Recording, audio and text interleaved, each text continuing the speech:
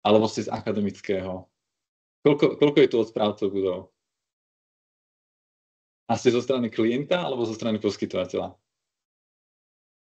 Zo strany klienta. To znamená, že vy máte na starosti budovu a k nej objednávate všetky služby. Buď ich outsourcujete alebo insourcujete, že to je v podstate vaše rozhodnutie. A je tu niekto, kto vyslovene zastupuje, že realitný sektor? Alebo developerov? Lebo tá otázka je často aj taká, že s developerom potrebujeme hovoriť, keď chceme urobiť budovu od začiatku inteligentnú. Ale to je super, že máme tu vlastne správcov, to znamená, že sme všetci na jednej lodi v podstate a nebudeme si hovoriť nové veci. Ale ten náš program je v podstate, nie je to copy and paste toho Ondrejovho programu, ten program je kratší. U nás na Slovensku teraz sme rozbehli jarný modul minulý týždeň v piatok, práve Ondrej nám ho otváral z toho dôvodu, že tá časť tej medzinárodnej FM normy je veľmi dobrým strategickým východiskom. A je to v podstate aj taká naša vízia, že treba mať poriadok vlastne od začiatku v tých službách a vybudovať si tie všetky činnosti, ktoré potrebujeme nielen na správu budovy, ale predovšetkým pre tie organizácie, ktoré v tých budovách sú, na najlepšej možnej úrovni. Takže tou víziou pre nás od začiatku je poriadok v tých činnostiach a vôľa poskytovať tie služby, ktoré tam chceme poskytovať čo najlepšie. A ten náš program je taký modulárny. Hej. Ondrej má 15-dňový kurz, my máme taký rozčesnutý na 4 moduly a začíname práve so strategickým plánovaním, so zabezpečovaním zdravého. Potom druhý modul je zameraný na zabezpečenie zdravého a bezpečného pracovného prostredia, tretí na udržateľnú správu. A v poslednom module vlastne riešime to, čo hovoríme technická správa a prevádzka nehnuteľnosti. A tam podľa nás patrí aj to, že s akými smart technológiami tú budovu vybavíme. To znamená, že najprv si my vyjasníme to, aké potreby potrebujeme pokryť a až nakoniec technológie. Lebo práve na takýchto konferenciách, ktoré sú určené pre poskytovateľov technológií, sa stretáme s úplne opačnou tendenciou, že najprv rozmýšľajú o tom, že akú technológiu tam dá, že potom budeme riešiť až potrebu. No, tak to je úplne cesta do pekla podľa nás a preto si to kladieme až úplne na záver. A aj som dúfal, že tu bude niekto z poskytovateľov, ale zdá sa, že nikto sa zatiaľ netrafil. Tak... Milane, do toho ti vstoupím, já jsem vlastně rád, protože z začátku to byli pouze poskytovatelé, to je jejich core business. Ano. A my musíme mluvit hlavně k těm klientům, kteří to odebírají, tu službu, a musí umět říct, co chtějí. Takže jsem rád, že tady jsou většinou ty lidi, kteří mají říkat, co chtějí. Takže super. V podstate. Ale boli by sme rádi, keby aj tí poskytovateľa technológií vlastne prichádzali k nám s tým pochopením, že snažím sa pochopiť to, čo ten klient potrebuje a nesnažím sa mu predať niečo, čo mu bude od začiatku na nič. Ten modul máme, toto sú vlastne tí naši lektori, ktorí nám tam prednášajú, takisto dávame tým našim absolventom nejaké osvedčenie, pár slov mne, kde vznikla tá moja potreba nejak sa tými inováciami a technológiami pri správe budov zaoberať. My sme okolo roku 2020 zistili, že máme problém vlastne v identifikovaní nejakých spoľahlivých dodávateľov.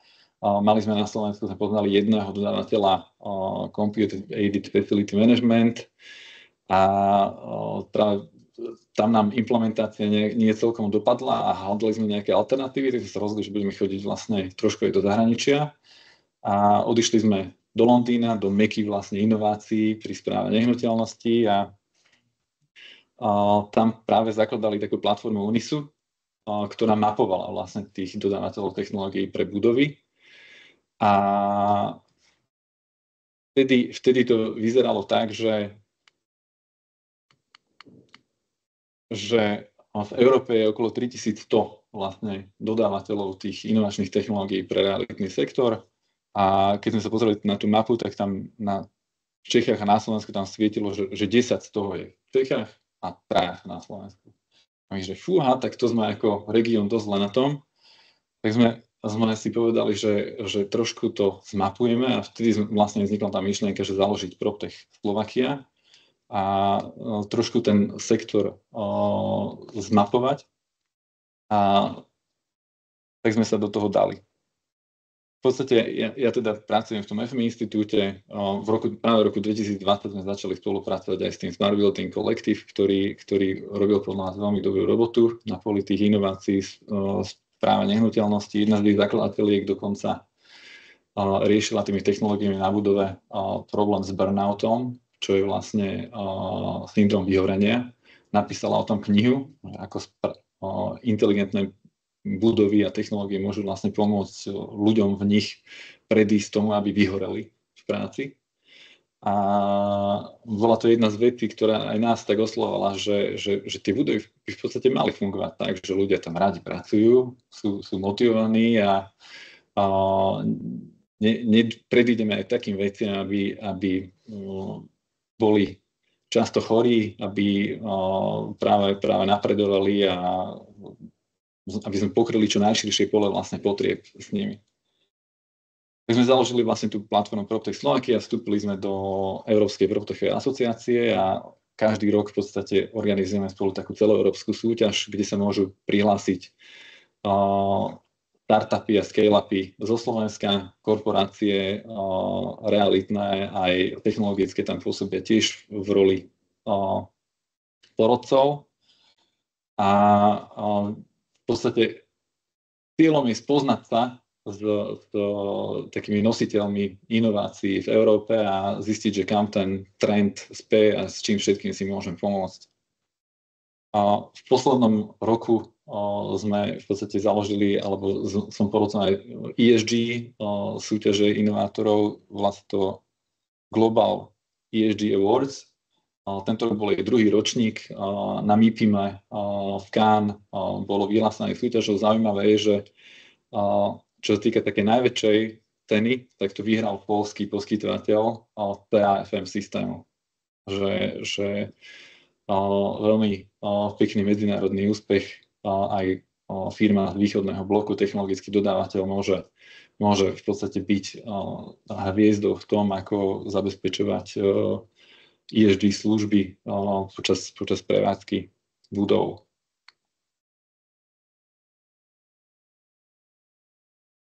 Čo sa týka tých inteligentných budov, tak Ondrej mal taký cieľ dneska sa pozrieť na to, že ako vlastne tie inteligentné technológie aj využiť pri retrofite. Tuto sa pozeráme na inteligentnejšiu budovu sveta roku 2014. To je Age Olympic v Amsterdame. Je to budova, podľa ktorej sa vlastne nastavili neskôr hodnotiace kritériá pre smart budovy.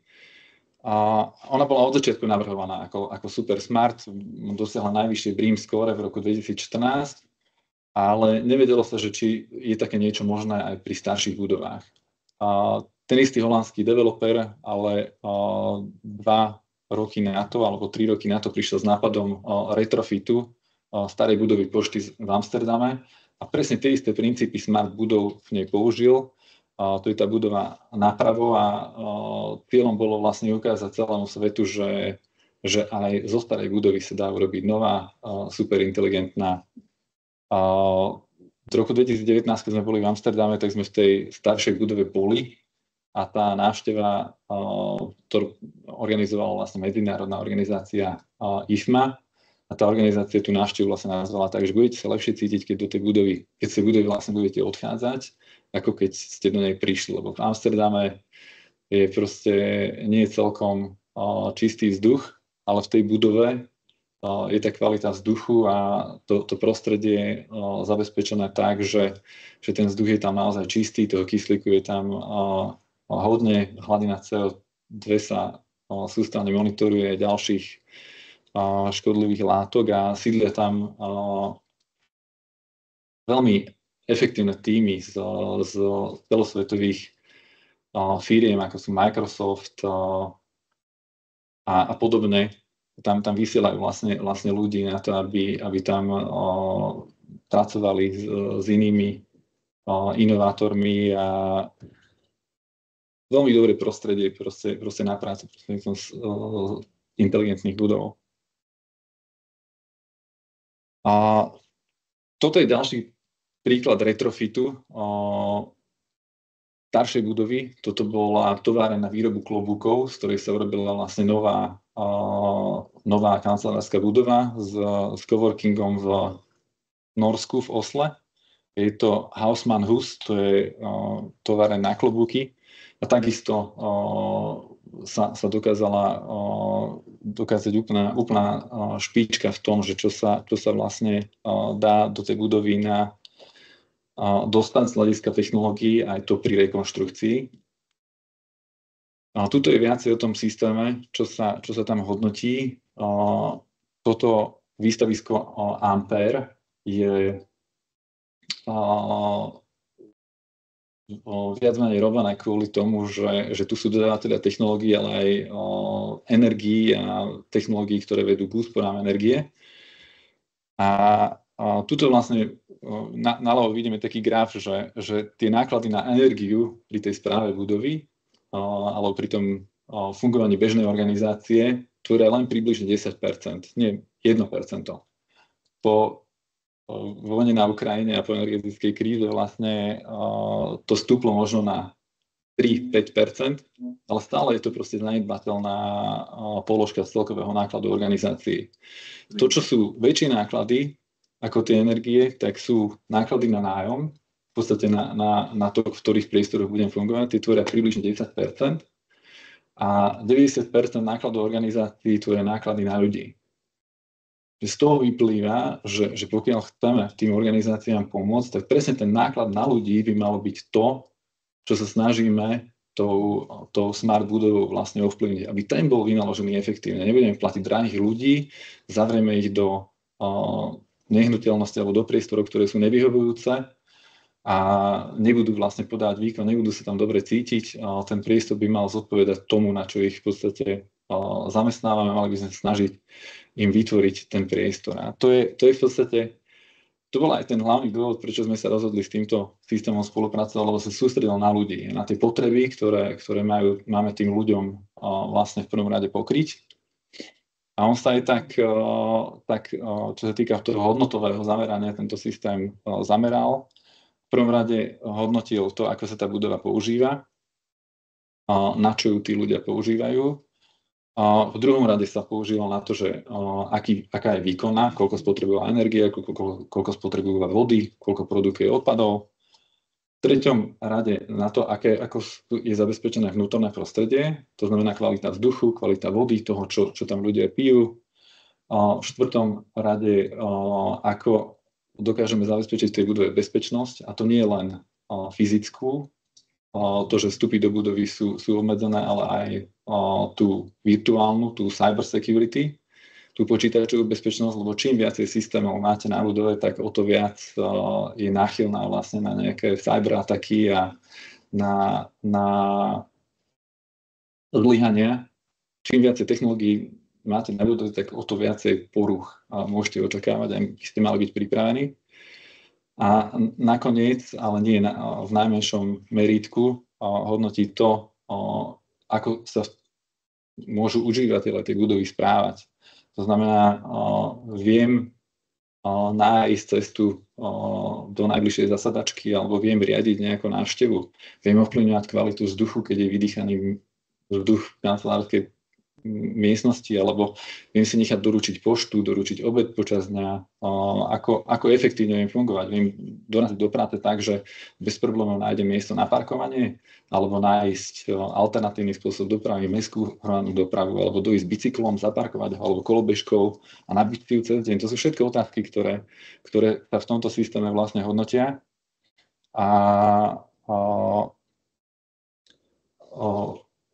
Považujeme ich vlastne za podstatné. Tam napravo vidíme dve fotky vlastne prvých budov slovenských developerov, ktoré boli v tomto systéme vlastne certifikované. Hneď pri založení toho systému Middlecap vlastne postavil v Londýne prvú platinovú budovu. Je to Southworks, tam dole ju vidíte. v roku 2013 bola vlastne certifikovaná aj prvá kancelárska budova. Je to vlastne Nivy Tower. Tu je vlastne tlačová správa z tej certifikácie.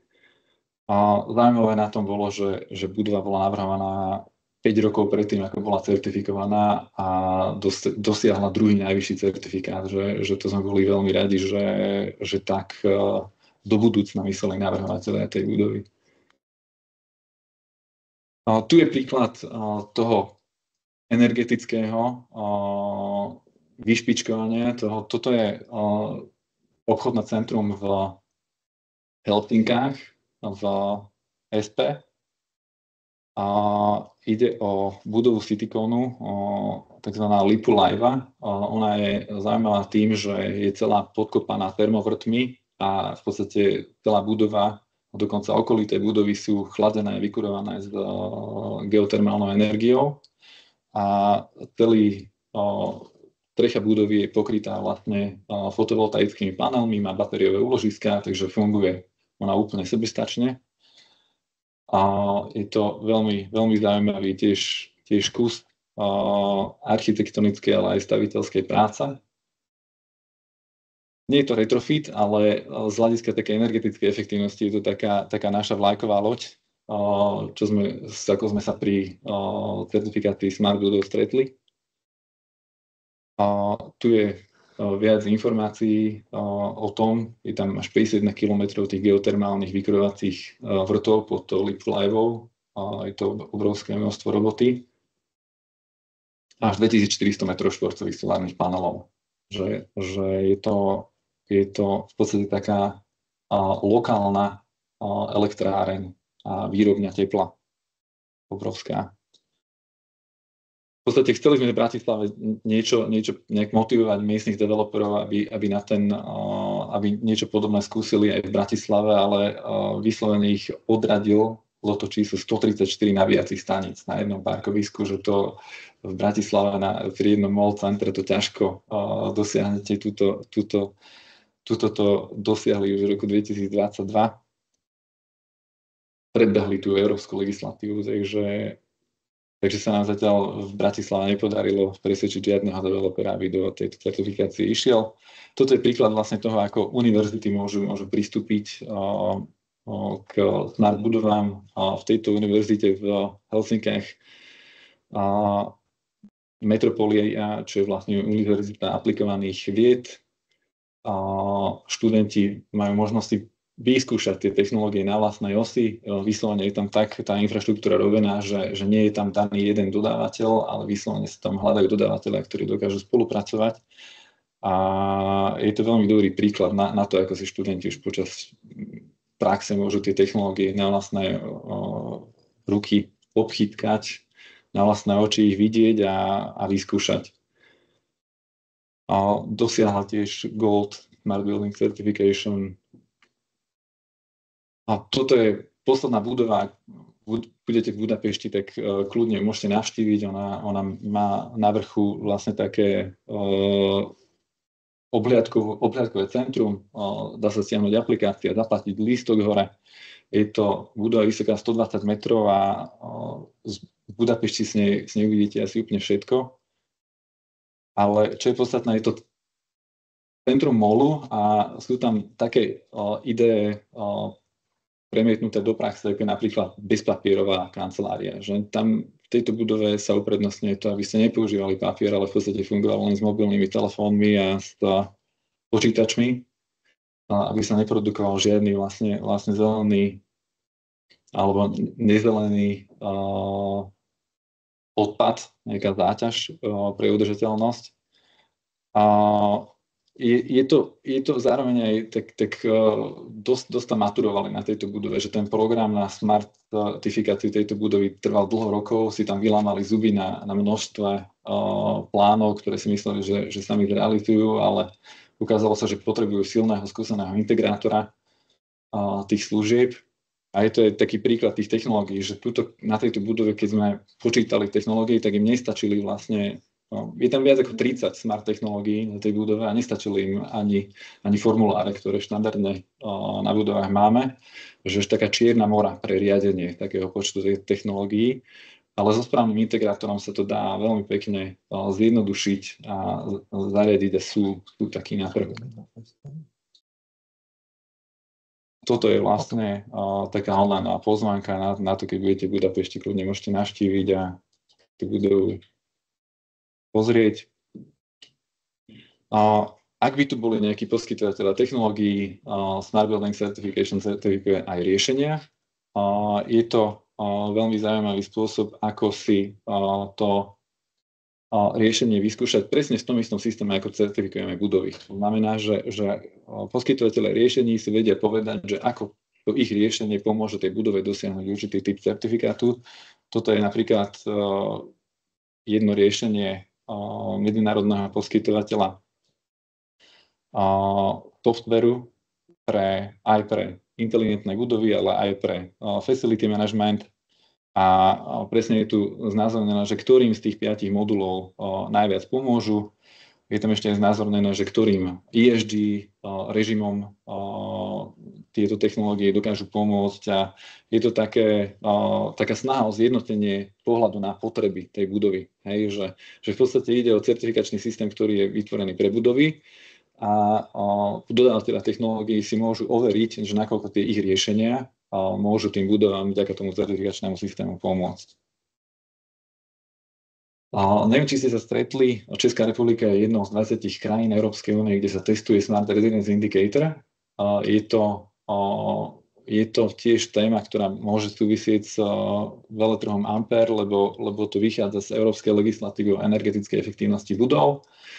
Je to dobrovoľná schéma na meranie toho, ako sú budovy pripravené na inteligentnú podporu počas života. A čo je zaujímavé, je, že ambíciou tohto systému je, aby mohli byť certifikované úplne všetky budovy v Európskej únii, to znamená od rodinných domov cez kancelárske budovy, školy, univerzity, administratívne, všetko. A je to napriek tomu, že tu máme 9 technologických domén, vykurovanie, chladenie, teplá užitková voda, vetranie, osvetlenie, elektrina, nabíjanie elektrických vozidiel, monitorovanie a kontrola, tak ten systém, pokiaľ máte po ruke človeka, ktorý sa tej budove rozumie a vie si to s vami prejsť, tak pre menšiu nehnuteľnosť trvá 1 hodinu, kým tým systémom vlastne prejdete všetky technológie, zaradíte si služby, že sú tam úrovne toho, že nakoľko sú v tej budove inteligentné a dokážete dojsť k nejakému výslednému skóre, ktoré môže mať vplyv na to, či na tej budove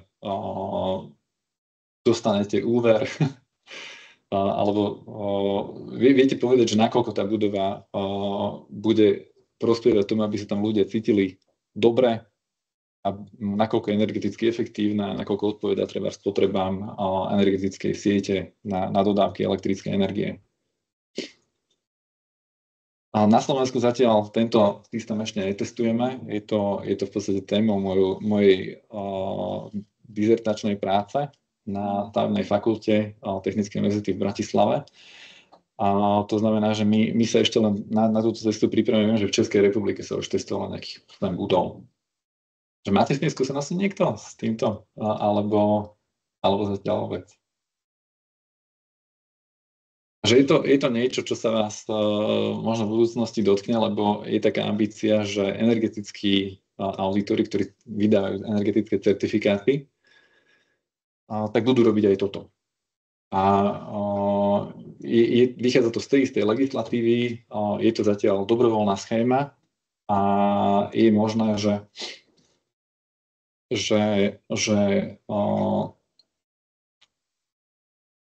budú sa hľadať cesty, totižto očakáva sa, že ten Smart Readiness Indicator pomôže v úsporách až na úrovni nejakých 5% z toho, čo by sa inak neusporilo.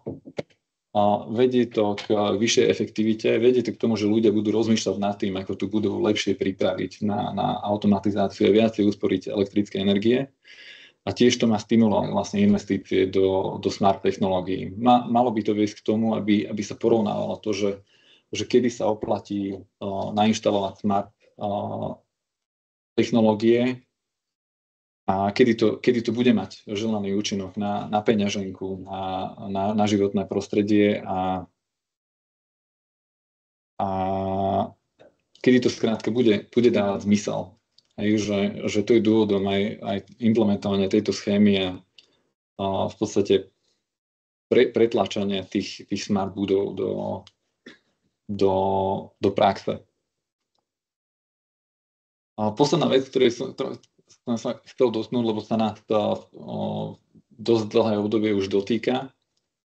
Nedávno bol oznámený ten balík Omnibus, ktorý vedie dokonca k odloženiu a k miernemu zjednodušeniu toho celého systému ESG reportingu. Ale to je vec, že tie smart technológie dokážu vo veľkej miere pomôcť tomu, nakoľko budú tie budovy udržateľné.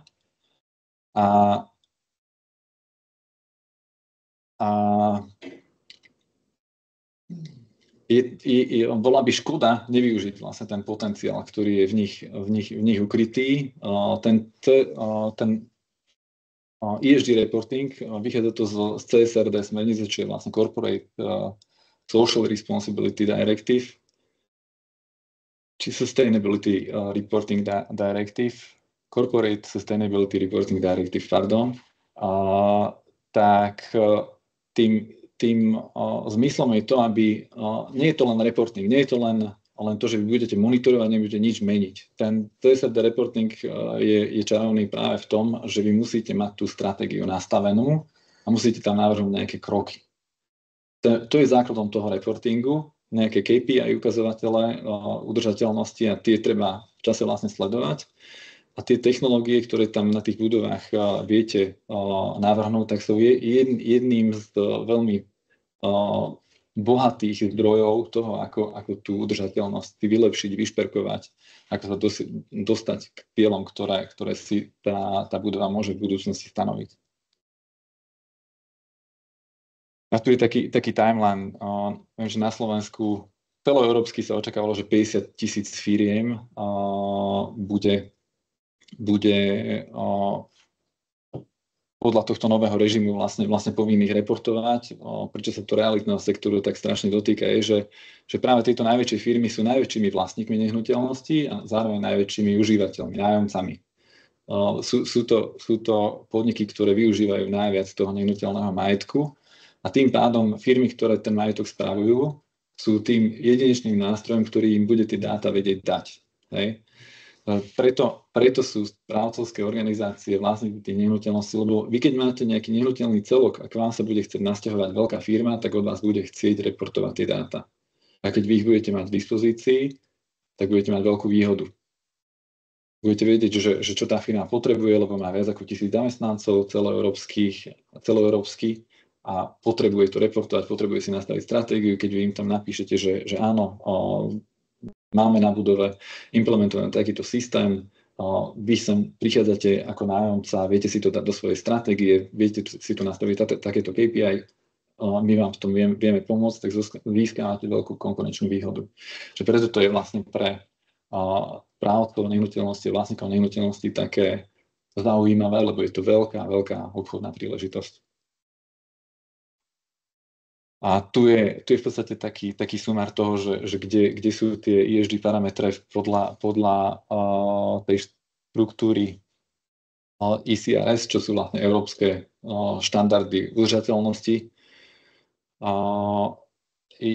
Je to všetko vo verejne dostupných dokumentoch. Ja nebudem cez to prechádzať, ale v zásade toto sú tie oblasti, kde sa očakáva, že s tým reportingom budeme vedieť pomôcť, najmä čo sa týka toho ECRS I1, čo je zmena klímy, ale aj znečisťovanie a ďalšie. To je z mojej strany všetko. My o tomto hovoríme vlastne fakt, že na tej poslednej hodine. Je to taký vizionársky blok,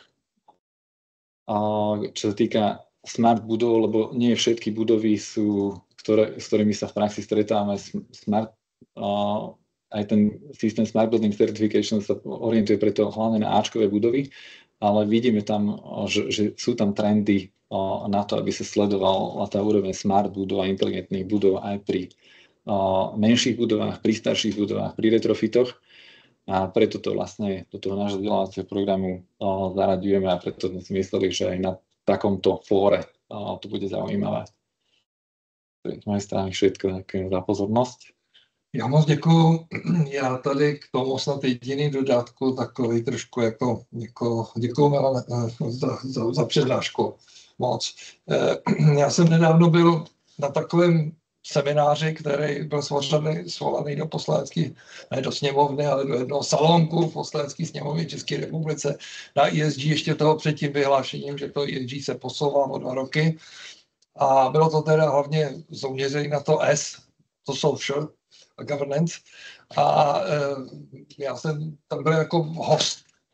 A posledních 10 minut mi to nedalo a tu ruku jsem zvednul, že do toho malinko vstoupím a řekl jsem, že jsme tady taková skupinka 5 facility manažerů a jeden z těch přednášejících z toho kulatého stolu se na mě pojď a říká, tak to vám nezávidím, vy jste ty, který ty data budou muset dávat dohromady. To je přesně ono, protože ano, ty social jsou hezký všechno, ale ty tvrdý data, které skutečně v tom ESG se budou jednou plnit, tak vlastně z velké části budou dělat facility manažeři, protože takový ty výrobní věci, ty se jednou nastaví a nějakou dobu držej a moc se neměnějí. Ale ty naše facility, parametry se pořád mění. Jestli to je jako dodatek k tvé přednášce malinký. No, děkuji. Tak jo, jestli teda nebude žádný dotaz.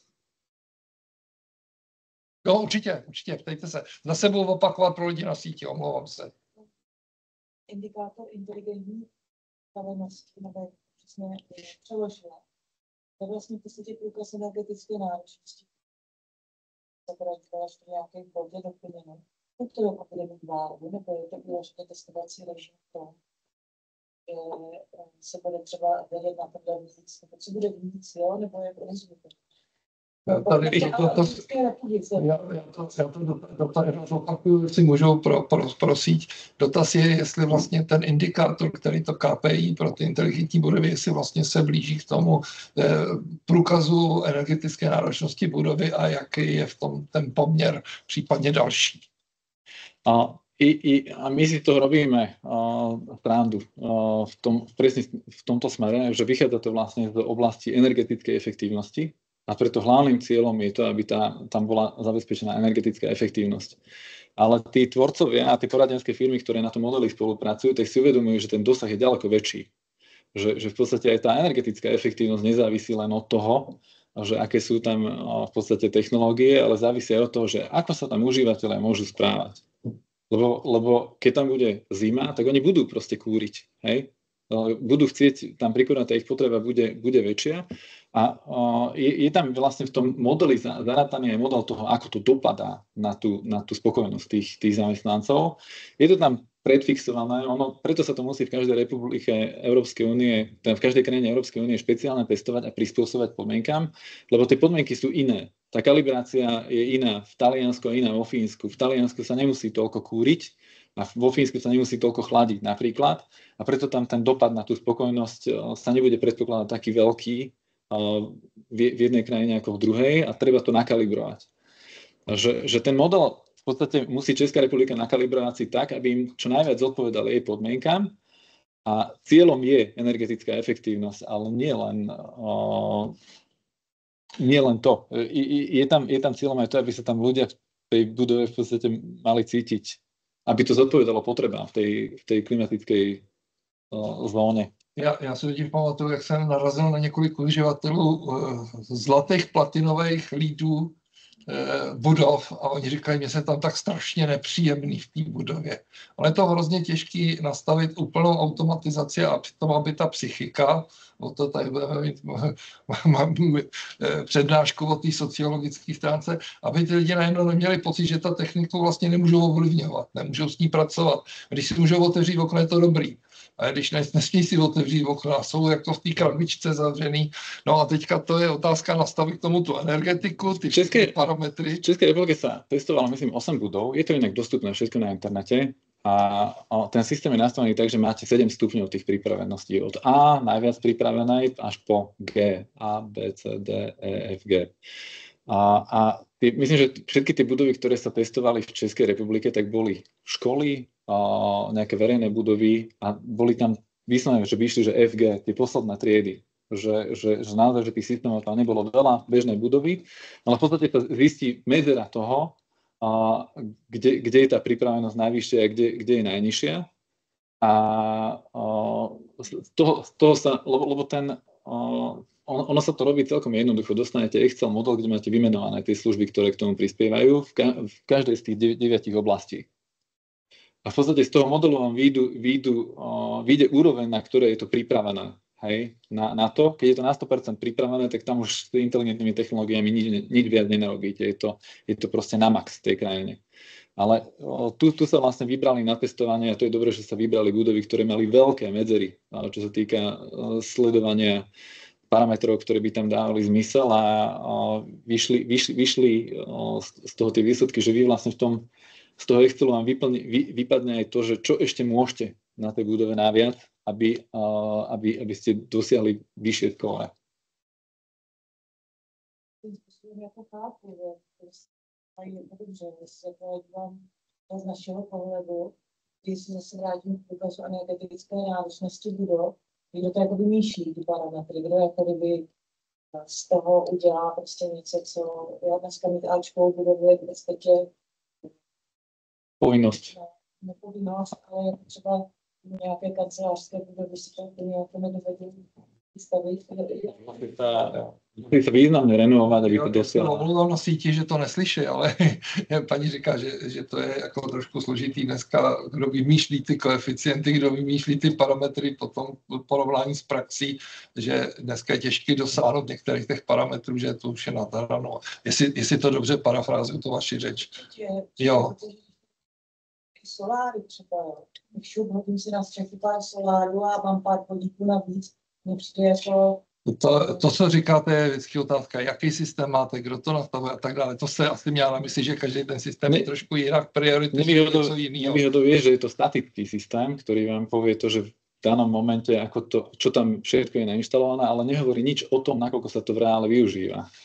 Já vím, že už dneska existují softwary, které to dynamicky sledují a sledují dlouhodobě a trendy a křivky, kam to směřuje a nejen teda to teplotách, nejen v tunách uhlíku, ale taky i třeba v penězích. A vůbec i sledují to, jestli když si naplánujete změnu takovouhle na jakoby rekonstrukci nebo doplnění tuto, tak jak se vám to vrátí, kdy se vám to vrátí. Takový nástroje už tu jsou, ale všechno to vychází z toho, že musíte mít data. A to je asi to alfa omega, že ty inteligentní budovy sbírají permanentně hodně dat. A s těma datama se pak dají dělat kouzla a pak se možná dají dělat i ty dynamické sledování, nejen takto statický. Já nevím, jestli jsem to řekl správně, jo. Ale já už budu muset to asi taky přerušit, se přiznám. Ještě povídejte, jestli ještě něco důležitého a zajímavého, určitě nechci oříznout debatu, jo. Takže kdyby někdo ještě jste do toho chtěli, já nevím, jestli jsme vám odpověděli, prosím vás.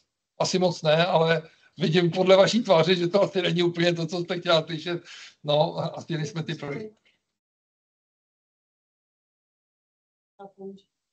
Co je platný a co se dá použít. Tak. Ty můžu jako vypíchnout prostě, nevím, jako reklamy na pronám.